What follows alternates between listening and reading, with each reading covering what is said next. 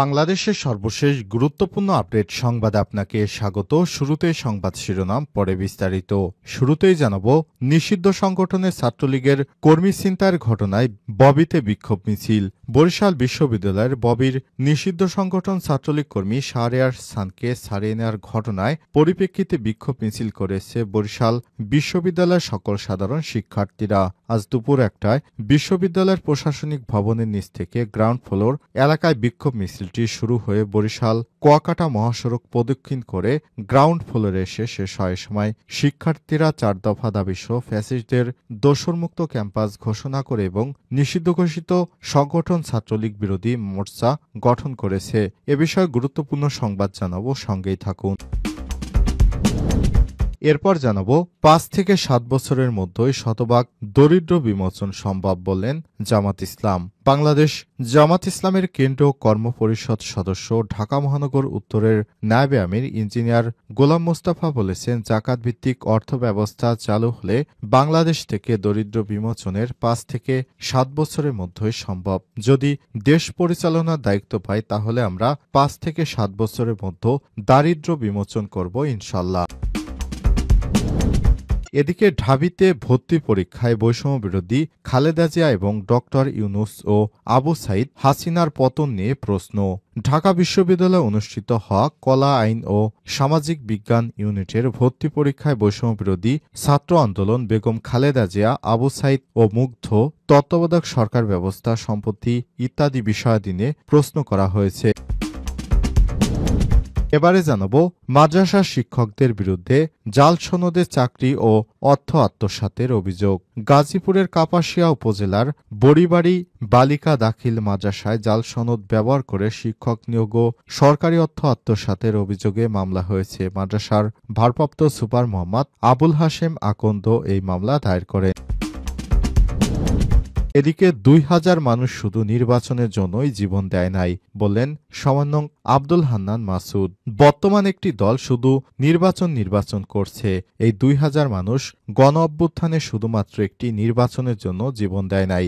রাষ্ট্র সংস্কার, রাষ্ট্রকাঠামো মেরামত এবং বাংলাদেশে যেন আর কোনো সরকারি ফ্যাসিস্ট হতে না পারে, এই ব্যবস্থা সংস্কার আগে তারপর নির্বাচন।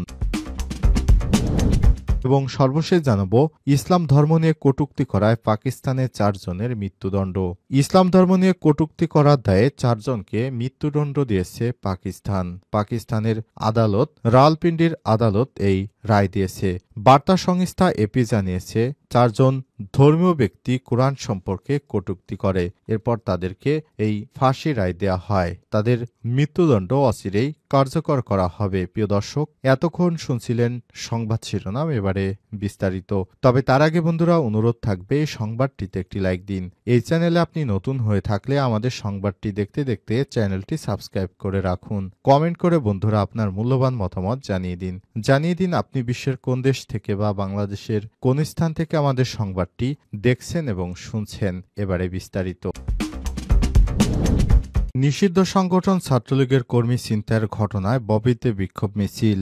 বরিশাল বিশ্ববিদ্যালয়ের ববিতে নিষিদ্ধ সংগঠন ছাত্রলীগ কর্মী শাহরিয়ার সানকে ছাড়িয়ে নেওয়ার ঘটনার পরিপ্রেক্ষিতে বিক্ষোভ মিছিল করেছে বরিশাল বিশ্ববিদ্যালয়ের সাধারণ শিক্ষার্থীরা। শনিবার 25শে জানুয়ারি দুপুর 1টার সময় বিশ্ববিদ্যালয়ের প্রশাসনিক ভবনের নিচ থেকে গ্রাউন্ড ফ্লোর বিক্ষোভ মিছিলটি শুরু হয়ে বরিশাল কুয়াকাটা মহাসড়ক প্রদক্ষিণ করে গ্রাউন্ড ফ্লোরে এসে শেষ হয়। সময় শিক্ষার্থীরা 4 দফা দাবিসহ ফ্যাসিস্ট দোসরমুক্ত ক্যাম্পাস ঘোষণা করে এবং নিষিদ্ধ ঘোষিত সংগঠন ছাত্রলীগ বিরোধী মোর্চা গঠন করে।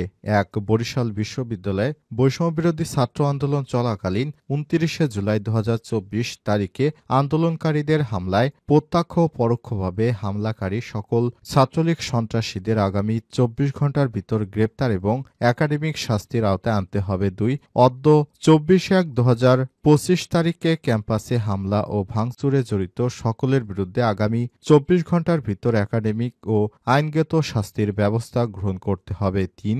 নিষিদ্ধ ঘোষিত সন্ত্রাসী ছাত্রলীগের কোনো নেতাকর্মী বিশ্ববিদ্যালয়ের সামাজিক ও সাংস্কৃতিক সংগঠনের নেতৃত্ব দিতে পারবে না। ৪. সন্ত্রাসী ছাত্রলীগ থেকে ক্যাম্পাসে সাধারণ শিক্ষার্থীদের নিরাপত্তার জন্য সকলের সাথে আলোচনা সাপেক্ষে অতি দ্রুত যথাযথ পদক্ষেপ নিতে হবে।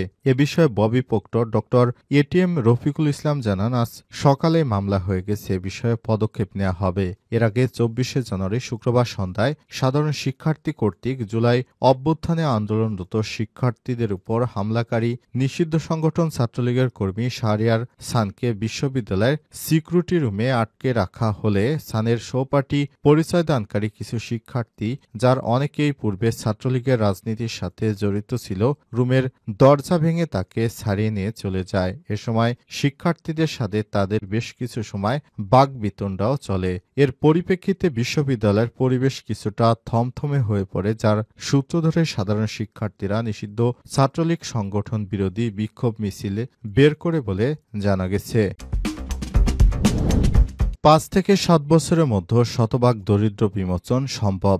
জামাত বাংলাদেশ জামাত ইসলামের কেন্দ্রীয় কর্মপরিষদ সদস্য ঢাকা মহানগর উত্তরের নায়েবে আমির ইঞ্জিনিয়ার গোলাম মোস্তফা বলেছেন, জাকাত ভিত্তিক অর্থব্যবস্থা চালু হলে বাংলাদেশ থেকে দরিদ্র বিমোচন ৫ থেকে ৭ বছরের মধ্যে সম্ভব। যদি দেশ পরিচালনার দায়িত্ব পাই তাহলে আমরা ৫ থেকে ৭ বছরের মধ্যে দরিদ্র বিমোচন করব ইনশাল্লাহ। আজ বিকেলে বাংলাদেশ জামাত ইসলাম তুরাগ মধ্য থানার উদ্যোগে অসহায় শীতার্তদের মাঝে শীতবস্ত্র বিতরণ অনুষ্ঠানে প্রধান অতিথির বক্তব্যে সব কথা বলেছেন তিনি। এ সময় ২০২৪ এবং ২০২৫ সালে বাংলাদেশ জামাত ইসলামের ভূমিকা উল্লেখ করা হয়। এ সময় ১,২০০ শীতবস্ত্র বিতরণ করা হয়। নলভোগ ঈদগাহ মাঠে থানা আমির গাজী মনির হুসাইনের সভাপতিত্বে এবং থানা নায়েবে আমির কামরুল হাসান ও সেক্রেটারি মহিবুল্লাহ বাচ্চুর পরিচালনায় সব শীতবস্ত্র উপহার দেওয়া হয়। এ সময় আর উপস্থিত ছিলেন থানা শুরা ও কর্মপরিষদ সদস্য এবং ৫৩ নং